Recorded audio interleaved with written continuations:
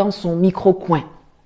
Dans le système anglophone, dès la petite école, on apprend à travailler sur des projets, on crée des clubs et des associations, on pratique le team building, on est pour la fortune commune, le Commonwealth. Le système scolaire francophone ne nous apprend pas non plus à défendre une idée ou à débattre. On nous apprend à répéter ce que d'autres ont dit. Les mieux notés sont ceux qui ont la faculté de réciter par cœur leurs leçons. L'interprétation, l'adaptation, l'élargissement des connaissances ne sont pas les bienvenus. Le système anglophone ou anglo-saxon met, lui, l'accent sur le développement personnel. La créativité ainsi que le processus sont autant, sinon plus valorisés que le résultat final. Dans le système francophone, c'est quand tu répètes fidèlement ce que le prof a dit que tu es en haut. Dans le système anglophone, quand tu fais ça, on te donne à peine la moyenne. C'est quand tu fais tes propres propositions, quand tu apportes tes idées, quand tu enrichis le sujet avec le fruit de tes recherches que tu as faites sur Internet ou dans des livres, c'est là qu'on te donne des notes excellentes. Le système francophone nous enseigne que pour avancer, on a besoin de tuteurs, quelqu'un qui va vous prendre par la main, dont vous êtes dépendant. Ailleurs, on privilégie les mentors, avec qui s'établit une relation de confiance, sans hiérarchie ni contrepartie financière, afin que les deux échangent librement sur leurs idées et leurs visions. Sachant cela, on ne s'étonnera pas de voir avec quelle facilité les Africains francophones acceptent le fait d'être sous tutelle française, même jusqu'à l'ONU, où c'est la France qui a l'initiative des résolutions concernant le continent. On ne s'étonnera point de voir la France décider que c'est elle qui est la garante d'un processus de transition tordu dans un pays africain. La France décidait d'être la garante de la monnaie de 14 pays africains soi-disant indépendants depuis 1960. La France décidait ce qui est dans nos livres d'école. Le système scolaire francophone ne nous apprend bien évidemment pas à être des leaders.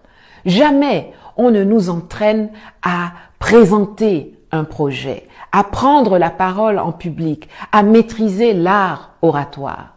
Et si dans ta famille, on ne t'a pas appris à te responsabiliser, ce n'est pas à l'école que tu seras formé à cela. Jusqu'au plus haut niveau de l'administration centrale, les effets de ce travers se font ressentir. Pour que quelqu'un puisse faire son travail, il attend des instructions. C'est comme ça que nos chefs d'État restent figés en attendant les ordres ou l'accord de Paris avant d'agir ou de décréter. C'est dans ça, vous voyez, sur instruction du président de la République ou du Premier ministre, le ou la ministre XYZ a fait ceci. Pourtant, il ou elle a une fiche de poste, une feuille de route, des objectifs et un budget. Mais non, il faut attendre des instructions. Tu es DG dans une société, dans un secteur donné, mais tous les jours, c'est toi qui attends les instructions. Tous ont peur de gérer, peur de prendre leurs responsabilités, peur de rendre compte. Le système francophone produit des suiveurs, des petits soldats, des gens dociles, des obéissants, des ventriloques.